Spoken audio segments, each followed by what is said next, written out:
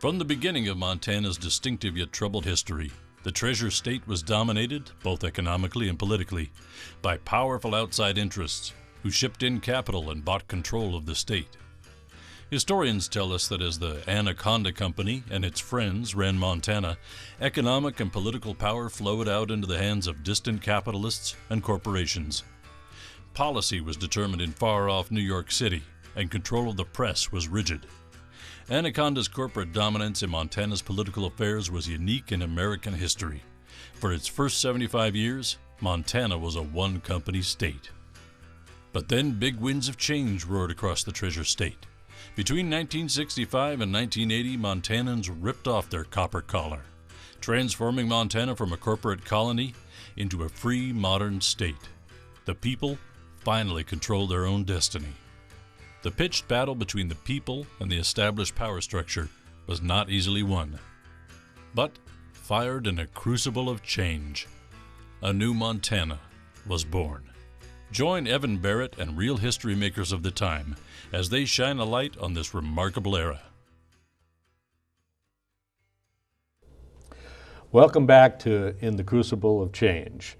Nothing is more important in a society than education. And of course, government plays a critical role in the delivery of education to its people. And so we're going to be dealing with that subject matter today and the kind of changes, important changes that took place in education in the crucible of change, particularly those that emerged from the Constitutional Convention and the implementation of those changes in the Constitution. Now, we have an absolutely extraordinary panel with us today. First is Delores Colburg. Delores, known to most of us as Dodie. Dodie Colburg was the Superintendent of Public Instruction in Montana from 1969 through 1977. 8-year term, 2 terms that were in the center of the crucible of change, and she played an important role in all of this. In addition, we have Dan Harrington. Dan was a member of the Constitution, a delegate to the Constitutional Convention. Dan was on the Education and Public Lands Committee of the Constitutional Convention, and subsequent to that, spent 32 years in the Montana legislature as both a House member and most of the time as a senator. And then we're also joined by Bruce Sievers. Bruce was an intern with Senator Metcalf, but then came to Montana to be part of the Constitutional Convention process, worked with the Constitutional Convention Commission, then the Constitutional Convention itself, where he was the staff member that dealt with the education and public lands proposals. Subsequent to that, he taught for a while at Montana State University, almost created the Montana Committee for the Humanities, and then went to California where he spent 10 years doing similar humanities work in California. Ultimately, he spent a lot of time in the foundation world and is now a visiting scholar and lecturer at Stanford University. Have I got all that right? That is right. Okay, well, what a wonderful panel. But what's such an important subject matter is education. Nothing is more important.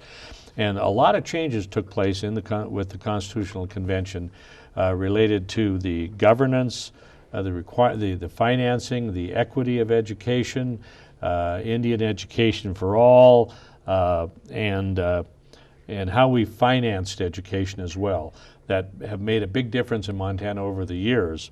So I want to start with governance, and I think the most obvious and public governance issue that came up before the Constitutional Convention was whether the Superintendent of Public Instruction, of which you were the incumbent at the time, whether the Superintendent of Public Instruction should be recognized as a constitutional official, and secondly, should that person be elected or appointed? And that became a bit of a bone of contention during the Constitutional Convention itself. Now, the resolution turned out to be that the position was constitutionally recognized and was recognized as being elected by the Constitution. But tell us a little bit about your reflections on that governance issue when you were presenting information to the Constitutional Convention, and your reflections on it as the person who was the practitioner. Certainly, thank you, Evan. Well, yes, I do remember that it was a significant discussion that went on, and I provided quite lengthy testimony on that issue before the Committee on Education as well as the Executive Committee, because of course that was the committee that would ultimately decide the question about whether elected or appointed. And I saw it in that way, that it started with that issue about talking whether elected or appointed, and then went to the matter of should it be a constitutionally stated office. The majority of the people on the Education Committee deemed that it should remain elective, and my position in my testimony in covering both those states with appointed positions as well as those states like Montana with elected, that the system had worked well as it was in Montana. An elected official had seemingly served the state of Montana very well during that time, so it seemed no compelling reason to change.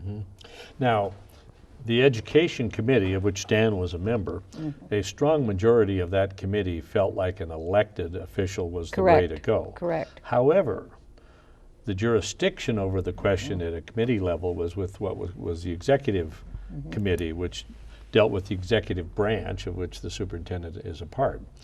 And that Executive Committee was divided, and they produced a majority report, as I recall, that said that it would be up to the legislature whether or not it would be elected or appointive.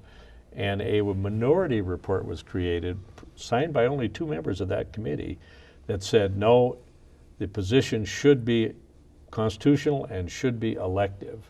Yes. And then that became a major discussion on the floor of the Constitutional Convention, didn't it? It did, yes it did. And well, they prevailed to keep it a constitutional office and keep it elected. Well, you know, wisdom prevailed, I think. And part of that may well have been, when you're presenting an argument to the people, they have to ratify it. It's hard to suggest that you're important enough to ratify this convention, but you're not important enough to elect the top education official. And so now you served 8 years. Yes. And we all felt like at the time that you could have had another 4 pretty easily, but you just decided to pull there were no term limits back then. That's right. But you term limited yourself. That's right. But you did an awful lot during that period, and we'll get back to that, because a lot of the work you did and had your office do set the stage for key information that drove decision-making on education, especially the K through 12 education, under this convention. Now, Evan, I might just say that in the debate about this issue, I think the primary arguments on either side were the primary for making it appointed was the idea this might make it a more coherent process with the governor having sort of central accountability and power for the whole operation. The argument for making it elected was essentially that this is an independent operation where that should be voted on by the people as a separate issue than from the governorship. So that's how that view prevailed. Well, and that was a point that I made in my testimony as well, that not only is this a direct link to the people, since it's an elective office, but this is an independent from the executive officer in the form of the governor, and therefore could take stances that might not comport with what the governor wanted. And indeed, there were some occasions when I was state superintendent that was true, and I hewed to the line of what I considered to be the best position overall for education, whether or not the governor agreed. Well, even though the governor is a strong governor under the executive proposal, the way it worked, and under the reorganization that occurred where we consolidated the government into 20 departments or less, there's still a large number of independently elected officials that serve in the executive branch with the governor. Sure. And I think that's part of Montanans' reflection of, we want a governor who's got some strength, but we're not electing a dictator. And the diverse voices about things, such as education policy, that kind of diversity of voice, I think strengthens the debate about what should be provided from an educational perspective. Heavens knows if you end up with someone with too much power, where it can go. And in fact, that was one of the issues that happened in dealing with the Constitutional Convention related to how do you insulate education, particularly at the higher education level, from the vagaries of bad politics, of political intervention in what should be curriculum, or firing some professor because he had an outrageous thought or two or said something. You know, that was the prevalent thing in Montana prior to this Constitution. So when we speak about governance, there was a splitting of the K through 12 and higher education function that was previously under a single board.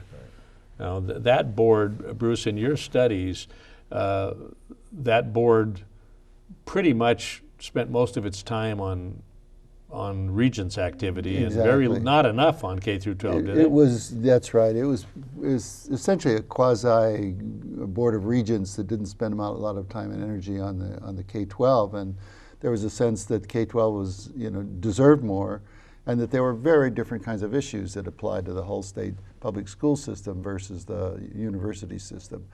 And in terms of looking at other models, one of the things that the staff did in all these areas of the Constitution was to do a research on what other states were doing. And we found that there were actually only 2 or 3 states that had a board of regents that was constitutionally established.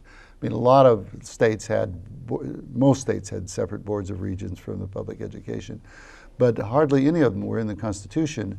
And we felt it was really important, or the committee felt, and we backed that up with the staff work, that making it stating it in the Constitution, making it constitutionally established, would give the Board of Regents that kind of autonomy and independence that it needed to shield it from sort of the vagaries of politics.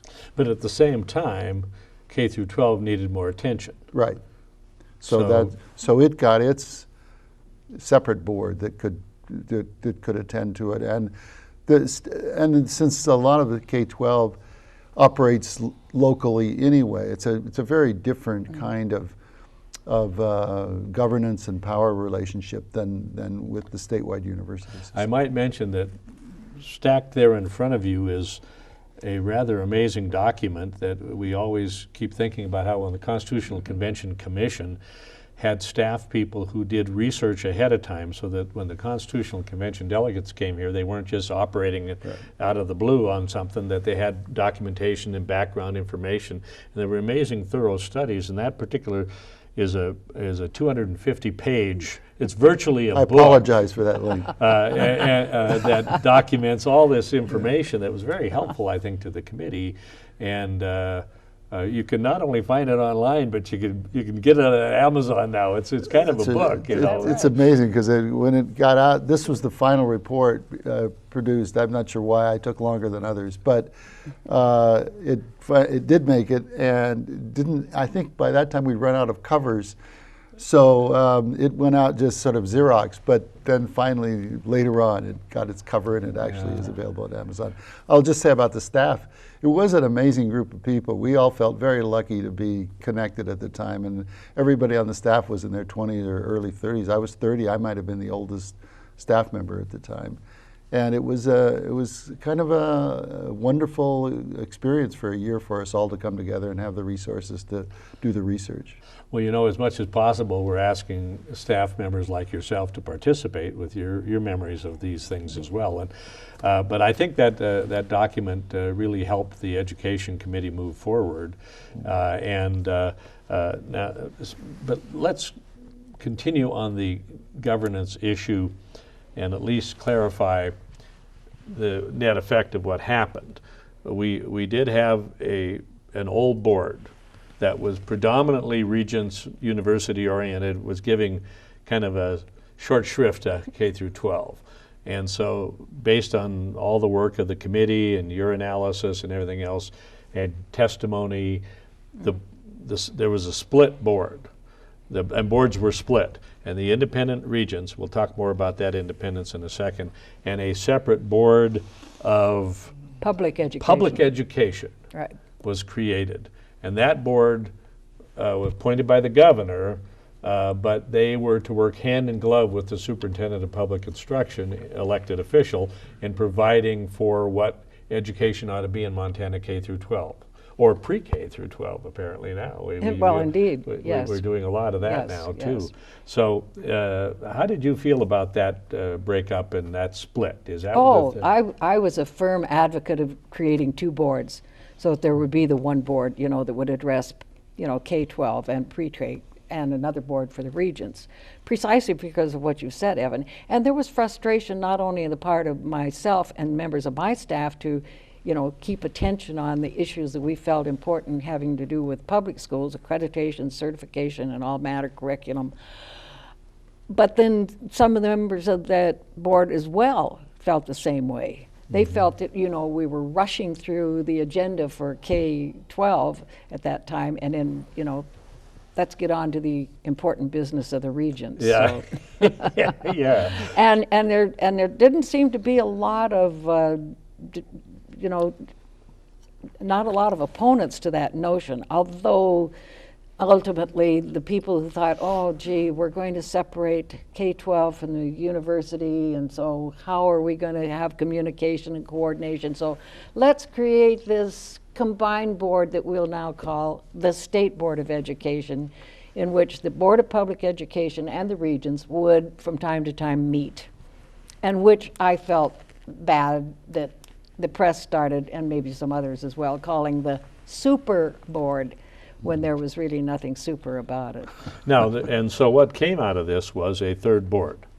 The regions, the Board of Public Education, and then the State Board of Education, which was the combination that occasionally met, and though some may have called it a super board, it in fact became relatively inconsequential. They Indeed. meet once in a while, Yes. they say do a few things together, but by and large, it probably enhances some communication where there's the integration needed to figure out when the children or young people are transitioning out of high school into the university system. There's some relationship things there that are important, but it in fact has become almost an artifice rather than a super board. Right. But the two boards stand pretty strong. Indeed. And particularly the university. Now, I want to mention, Dan, that you've been a practitioner under this for all these years. Not only have you had all these elected official positions, but you've been a teacher for, how many years were you teaching? 37 years. 37 years. And do you find that this structure that was created, ended up working from an educator's perspective?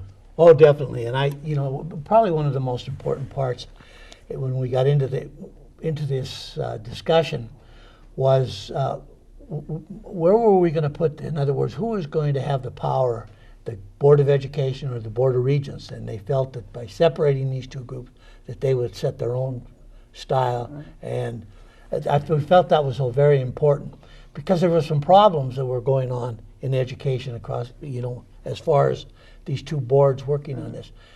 And with the Board of Regents, the whole setup was so very important because we developed from out of that the Commissioner of Higher Education, and the control flowed much more easily through this and into the K-12 education. And some of the things, the equalization of funding was a big problem. It was going to come into the K-12. And you mentioned the Commissioner of Higher Education. That was another governance issue. Yeah. That's an appointed position to the Board of Regents. And we do have a special program we did separately on the Crucible of Change series with Larry Pettit, who was the first Commissioner of Higher Education, who spoke about how they implemented these changes in the university system involving him as first commissioner. That brings front and center the question of not only separation of the Board of Regents, but autonomy. Now, we had a history in Montana. Remember, this is the crucible of change, and we're talking about shedding the copper collar, if you will, which dominated Montana government and economics and politics for the first 75 years we were a state. Part of that, those challenges involved occasionally college professors might say something outrageous and then find themselves getting fired for it. Or, hey, you're teaching the wrong stuff. So the autonomy and independence of the Board of Regents was another critical issue. Would you kind of speak to that a bit, Bruce? Well, sure. As I mentioned, there was this sense that it was really important to think about that kind of autonomy and ability to have protect the freedom of the university community. And as we looked around, we realized that only 2 or 3 other states, one of them in California, had constitutionally established autonomy for the Board of Regents. And if you look at the history of what's happened in those places, it has been a very important defensive mechanism to protect that freedom in the university. Of course, that leads to battles that go on between the legislature and the university, but we all felt, and I think history has validated, that kind of tension was a good tension between the two. So, but by putting it in the Constitution, it brings it into the courts if there is a challenge, as opposed to a kind of political fight or a legislative fight about who should supervise the university. In fact, the power of the legislature is the power of the purse. Right. And if it's exercised inappropriately, it can force decisions that maybe aren't what ought to be normally done for the good of the education of people at whichever level. You know, I mean, that type of control. And there's still that possibility. I mean, the legislature still does retain the power of the purse, so that's what creates the tension, but it's a healthy tension. And the tension is sometimes has been resolved by the courts. Now, it was resolved in the courts early on when there were constraints sought to be put on the control of spending for the university system, and the university system sued the legislature and the governor to say, no, when you send us this money, we have the right to say how it's going to be spent. Exactly. And in fact, the Montana Supreme Court agreed with the Board of Regents and early on set the standard that the power of the purse is exercised by the legislature when it came to the university system was you appropriate to the University Board of Regents and they spread it out. Right. Okay? Yeah. Now we have, by the way, there's always a question. My observation as someone who's involved in the university system now, after many years of not teaching, is that there's always the question of creeping back into that type of control. And there's some version of that goes on every legislature. How do we corner the education establishment and control not only the amount of money, but what they do with the money? And right now we're seeing a case of that where they have performance-based funding is the latest label. Right. Legislature says, well, we want to make sure there's a set aside of a certain amount of money that is going to be based upon performance metrics that we kind of like. Right. And by the way, in this case, though, the only way that's advanced is the regents have agreed to certain percentages having performance-based funding. So in essence, it's still regent control.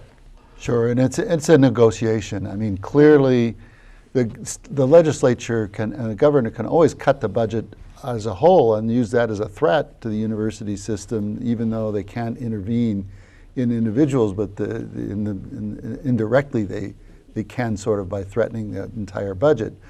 But they can't get to this stage of, for instance, what was recently proposed by Governor Walker in Wisconsin of changing the fundamental goals and charter of the university system, which can happen in Wisconsin, although I think they politically beat it back. But Wisconsin does not have a constitutionally guaranteed independence of the university. So they could conceivably do that, whereas in Montana they could not. Do you have any idea how many states now have an constitutionally recognized and independent? I still board think of it's review? only 4 or 5, perhaps. It's really when we did this, it was considered kind of very unusual, and California was kind of the model there. But there are 2 or 3 other states, and I don't think it's expanded beyond that. Well, remember, one of the subtitles of this series is, that we've created progressive change in Montana, and we have to address the challenge of keeping it that way.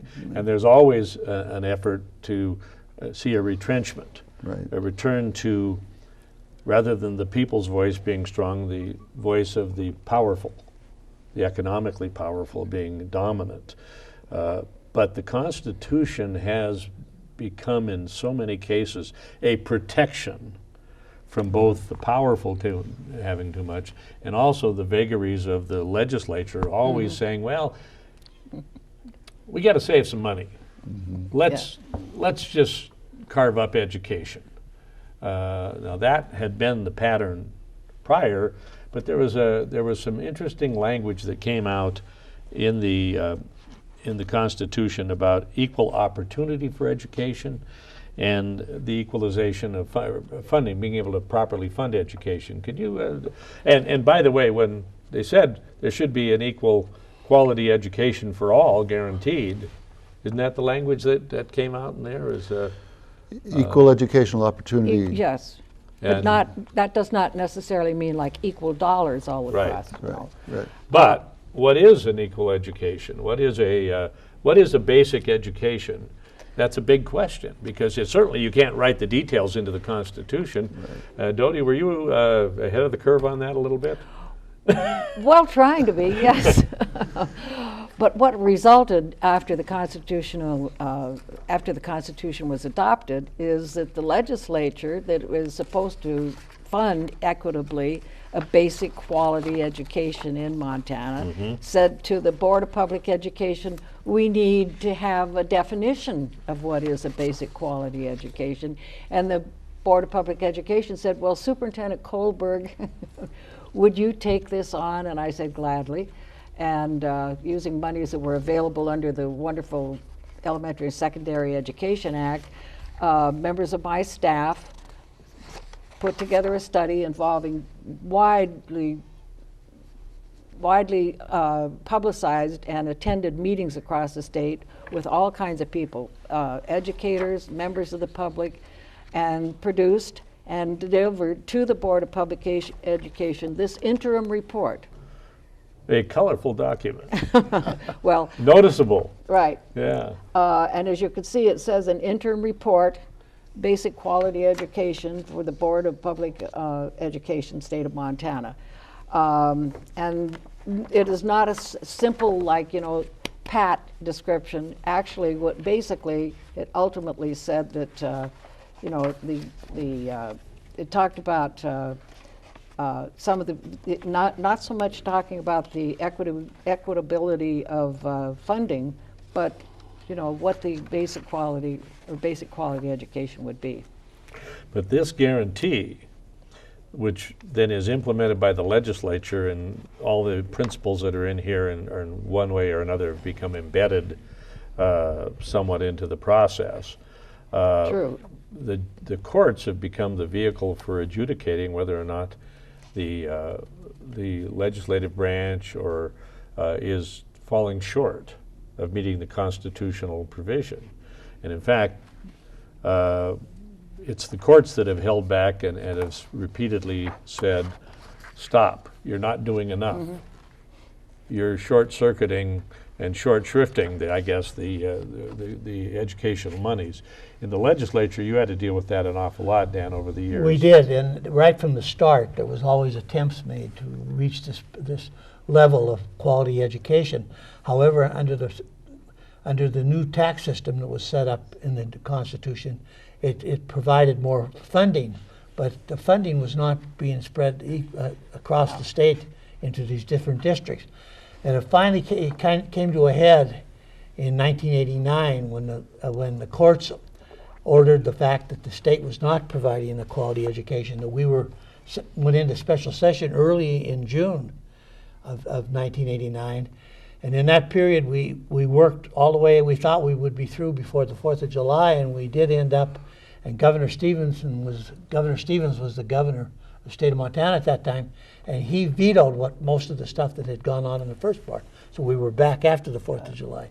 And in that, we set up the system of the mills that were set up across the state of Montana, and that money was to be distributed equally to districts that did not have the tax. The rich districts, all districts contributed to a pot yes. of money, which means the rich districts gave more, and the ones that weren't rich gave a little less, but it became a pot that was distributed. Now, the 95 mills included welfare and some other things, but how much was education as part of that? That was part of 60 mills. Yeah, okay. Now, it started out at about 30, didn't it? And it started out at 30 and worked its way up. It came back to that point, but in that special session, there was a lot of argument over the different tax entities, too, in the state of Montana.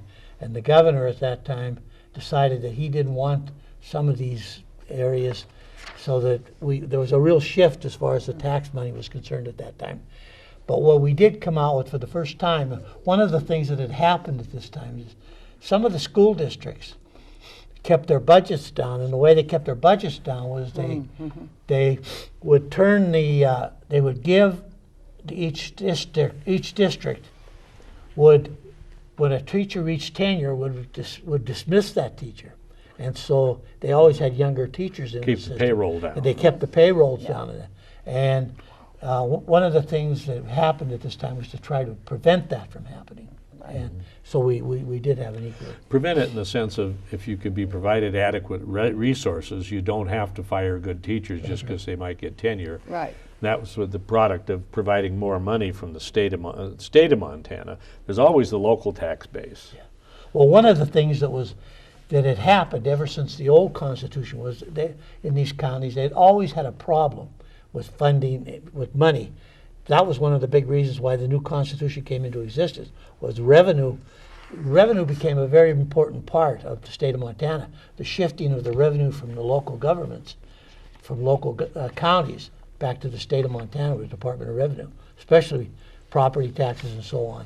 And the control was set up at that time through that process. And now, so, by the way, this continues because I recall back in 2004 when Governor Schweitzer was elected and I became part of his administration, but one of the first things we had to deal with was a court that had said, once again, you're falling short. You've got to do better. Right. Go back and figure it out. And then force them to figure it out. This guarantee of a quality basic education, Bruce, is that a distinctive thing in the Montana constitutional language? Well, it again, as a constitutional matter, essentially so. There was a provision in the New York State Constitution. I think that's the only other one where there was that specific language was used. In fact, I was just looking at it. The New York 1967 Constitution said equality of educational opportunities shall be guaranteed to all the people of the state. So that was kind of the language that was taken on for the Montana Constitution, but it's pretty unique. I think, again, based on what was going on with this famous Serrano versus Priest decision in California, which set up, even though it was just California, it set a precedent for talking about educational opportunity, equal educational opportunity as a fundamental right.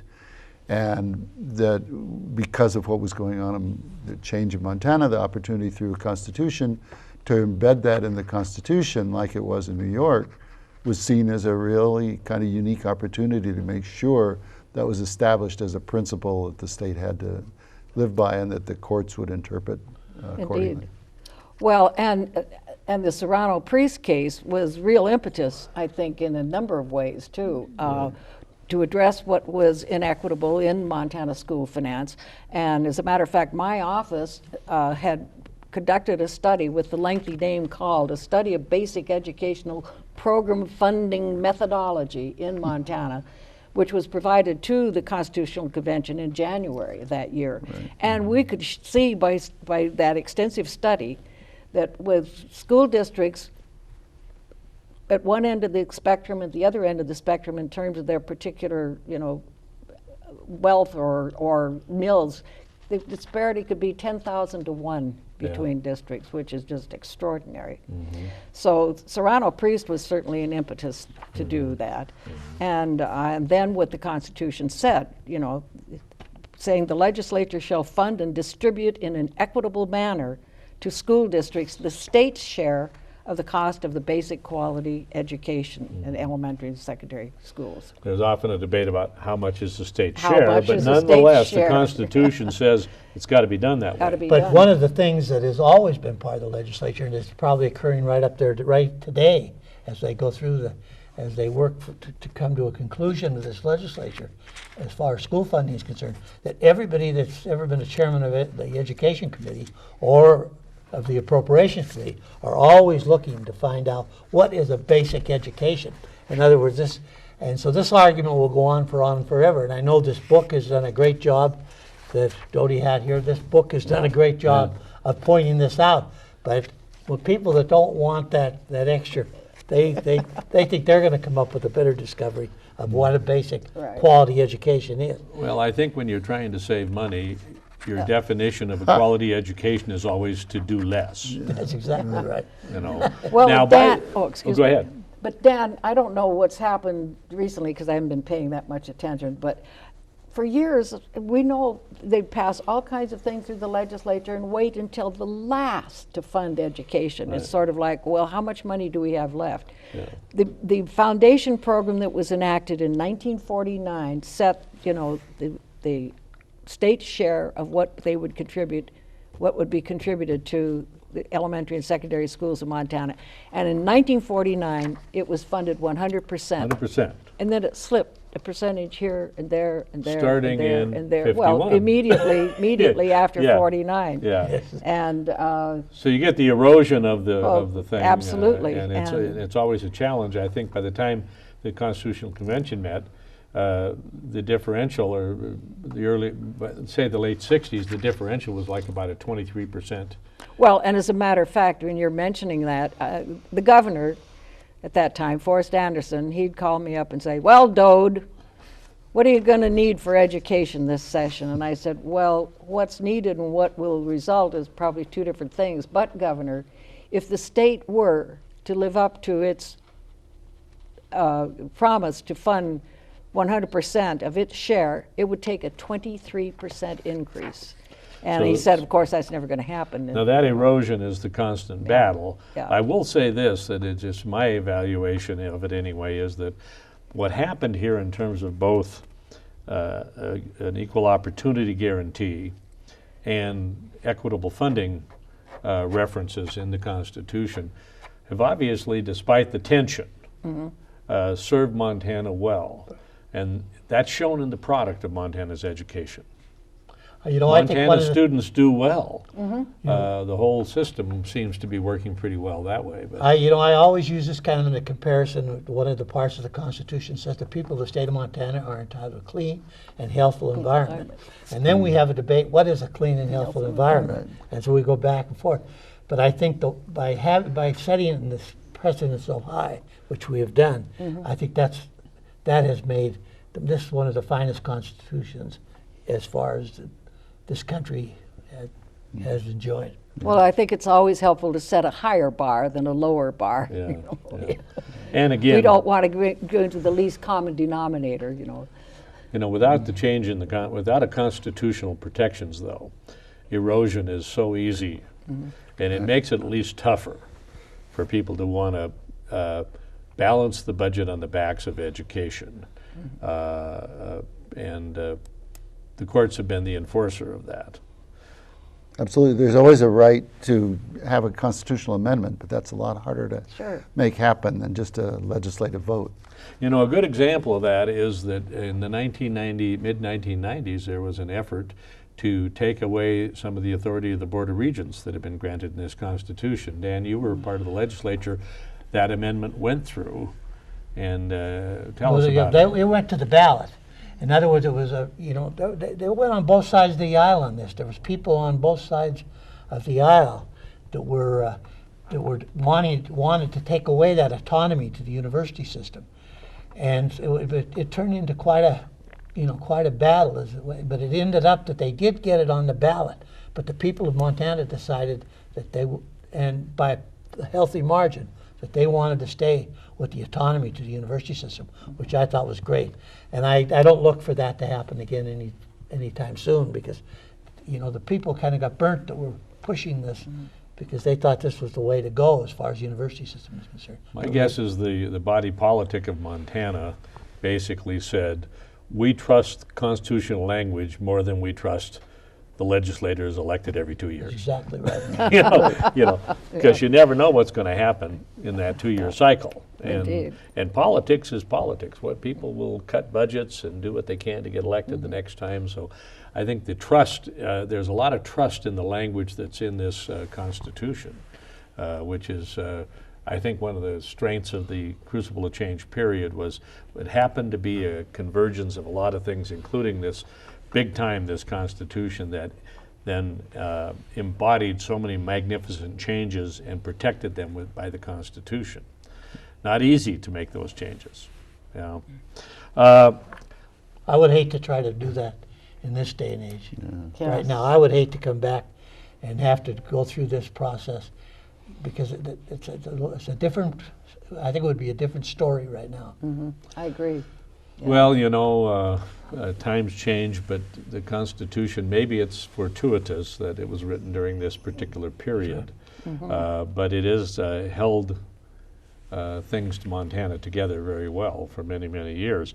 Now, one of the things that was in the Constitution and in the education article, although it didn't come out of the committee, but it was part of your initial analysis, a very important thing for Montana as a society is the Indian education for all.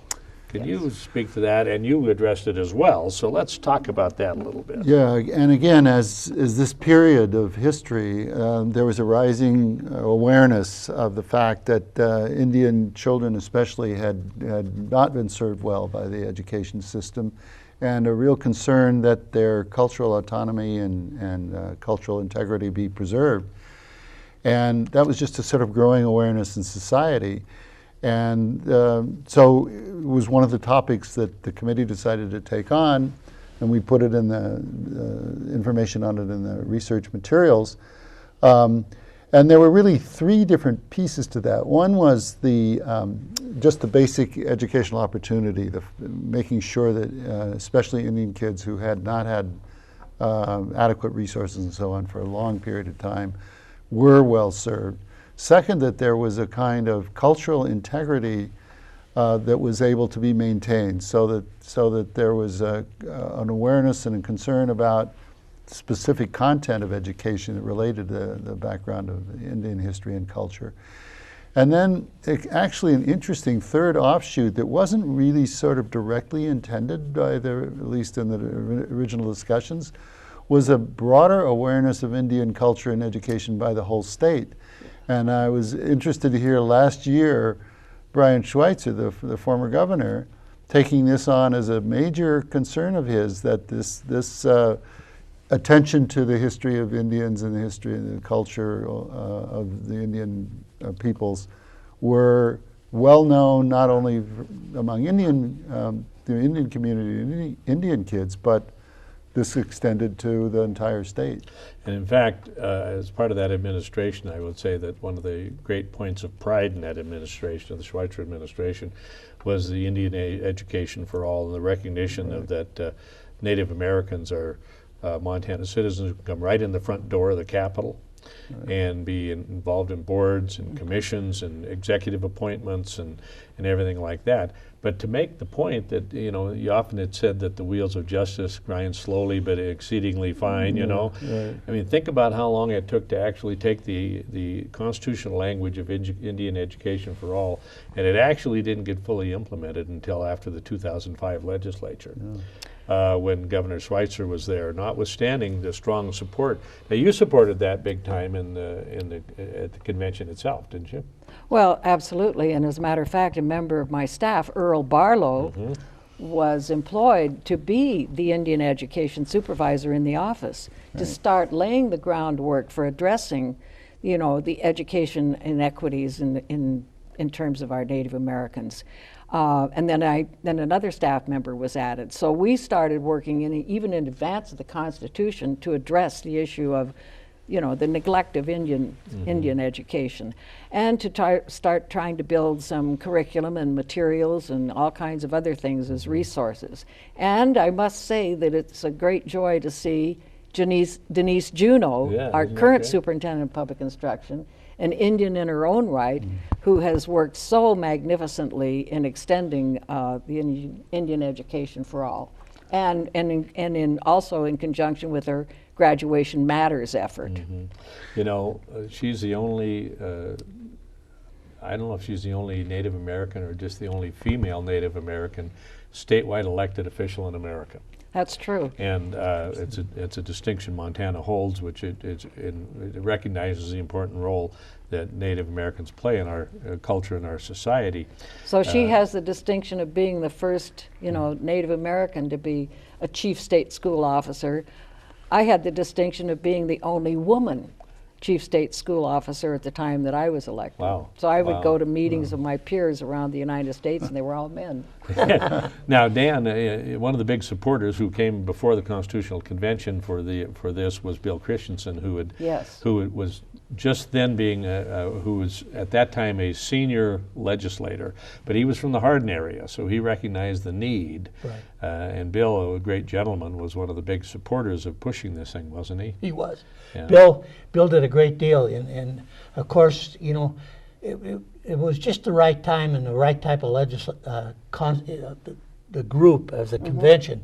It was the right time for something like this to happen, and I think it was very hard to try to bring out the point that most of these people, it was not like a legislative. A lot of people say that we should run the Constitution like the legislature wrote, but we didn't, and we shouldn't have, and it worked out much better for that. But more of these ideas came out, and that was why I feel the Constitution, the 1972 Constitution, has risen to. I think most in the state of Montana, I would say its popularity is very strong. Now, it was interesting that your study, your analysis, addressed this issue pretty thoroughly. Right. Your testimony and your actions of your office addressed it pretty thoroughly. And yet it appears that the actual language did not come out of the Education Committee, but ended up being added on the floor. Yeah, I was trying to remember that. Unfortunately, it was so long ago, I can't quite remember the sequence, but that is true, that it was discussed briefly, I think, in the committee, but then it didn't really become sort of an issue for consideration and inclusion until after it got on the floor. And I will say Earl Barlow's testimony was very influential. It was, and it was, he testified before the Education Committee, and then Bill Christensen would frequently come to the office and sit down with Earl and with me to talk about language to put into the Constitution. But you're right, I mean, Bill was an absolute prime and significant mover in getting that into the Constitution. Later Lieutenant Governor for a term. Yes. He was the last independently elected Lieutenant Governor in Montana history. And then after that, the executive branch provision that called for the Governor and Lieutenant Governor to run together applied. But this is a critical thing, and we talk about how critical Indian education is for everybody.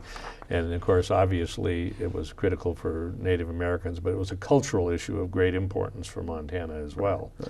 Right. An important issue that came up that is extremely relevant even today, perhaps even more so, is the issue of the financing that state money should not go to support education that is sectarian, that is religious denominations and so on.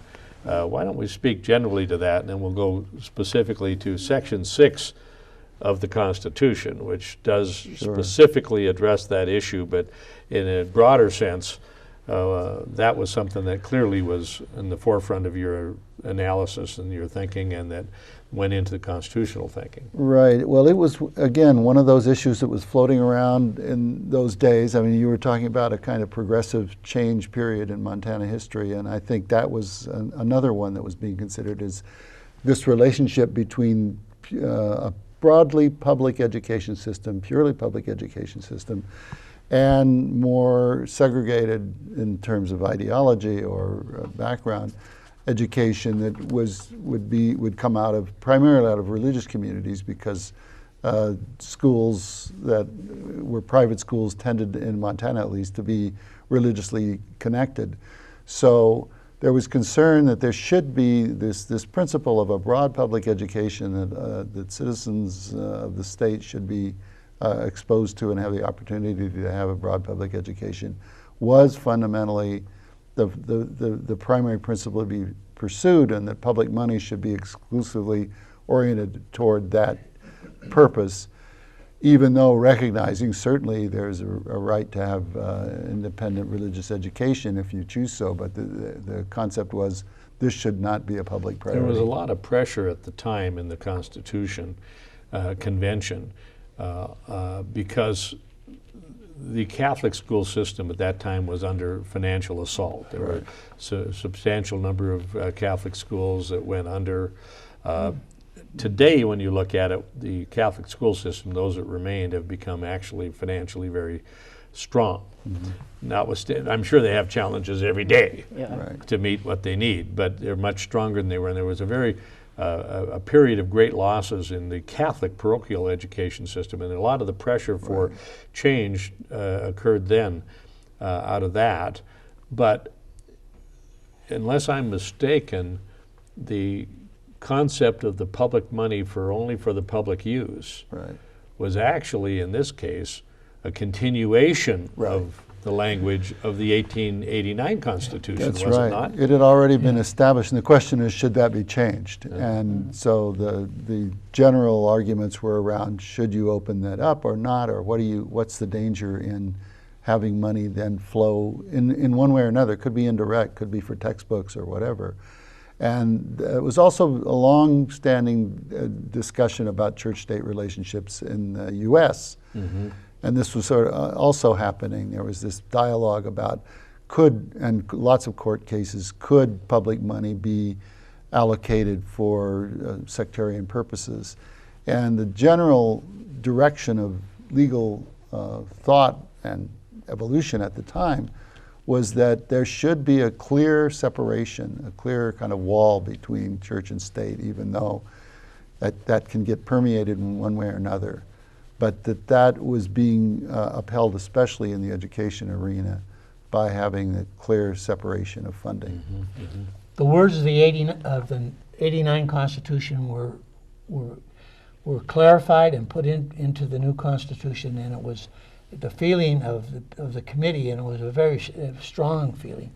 There was one difference was put in there. There was a proposal that I did put in, that I was asked to put in because it was rather important for certain reasons, that universities, under federal monies, that federal monies could be distributed to private universities in the state of Montana, and that was accepted in the Constitution. But that was very limited, very, very limited. And that was federal money that channeled through the state, right? So that's why the state, Yeah, that's subsection 2 of section 6. But a very important aspect, and it relates to things today, in the language that was adopted by the Constitution when it said aid prohibited to sectarian schools, and it says legislature and shall not make any direct or indirect appropriation or payment from any public funder monies or any other for any sectarian purpose or to aid any church and so on and so forth. So the direct indirect thing comes into play with efforts at tuition tax credits and things like that. Right. Because vouchers. Vouchers, tuition tax credits become vehicles where the money, it's kind of a backdoor approach. Well, we're not asking for a direct appropriation. Just give us a tax credit, which is giving up state money. Exactly. The courts have been pretty strong on that thing, but that is a continuing, ongoing battle. In fact, that's a big battle right now in this current legislature is why don't we give tax credits so that we can, to people who are willing to donate money to a fund that can be given to give scholarships to kids to go to private schools, public or religious, and that's become a bone of contention. But there's pretty strong language in here that even if enacted, there's a pretty good chance something like that would be probably thrown out by the courts, but none of them have ever gotten by the signature of a governor. Right, and the other thing is that what wasn't really anticipated or very much at the time, or embraced at least in this language, this was almost entirely focused on religious private education. But today, more and more of these questions arise around just private education in general that is not necessarily sectarian. And I think those are the issues that are going to get addressed over time, and it is a little bit unclear because we weren't focused on that. Although there, in one point in the There's report, another section of the Constitution that speaks to public monies for public uses, which is outside the education section. And even in education, in the report, it says there's one reference to non-public education, and it doesn't say religious or sectarian, it says non-public. That would be covered in that broader interpretation. Well, if any of those ever get by a legislature and then get by the governor's signature, the likelihood is the courts would be adjudicating it based upon this language. I think one of the things that you're noticing is that these to privatize education through charter schools, this is becoming one of the things that you notice. Private as opposed to sectarian. Yeah, that's right. Although charter schools, are a different vehicle. There is this commitment to public education, adequate public education, is such a critical element of the Constitution, and it is, and again, the experiment in Montana, if you will, has been very successful. Well, and it's been absolutely clear that it is a compelling state interest to support education. And we always want to do better, but when you measure up Montana's education system against other states, and when you look at the product of Montana's education system against the product of other states, we fare very well, and we can always do better.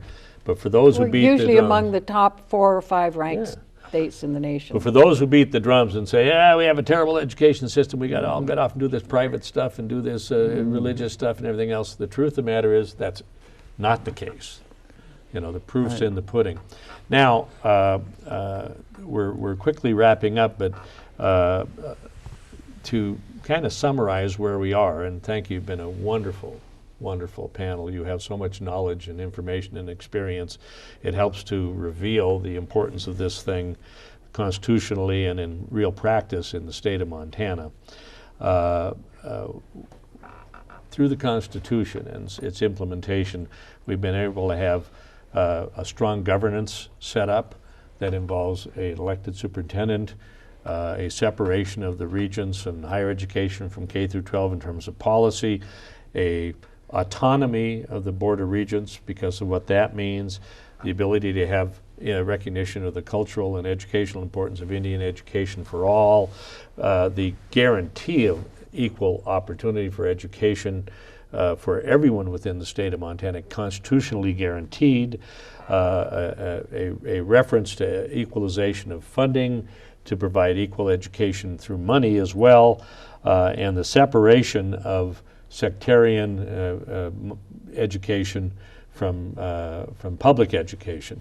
These are the things that have stood the test of time for Montana, and so to each of you, Bruce Sievers, Dan Harrington, Delores Colburg, Dodie Colburg, thank you for being part of this wonderful story in the crucible of change. Thank you. I will look forward to seeing you in the next program.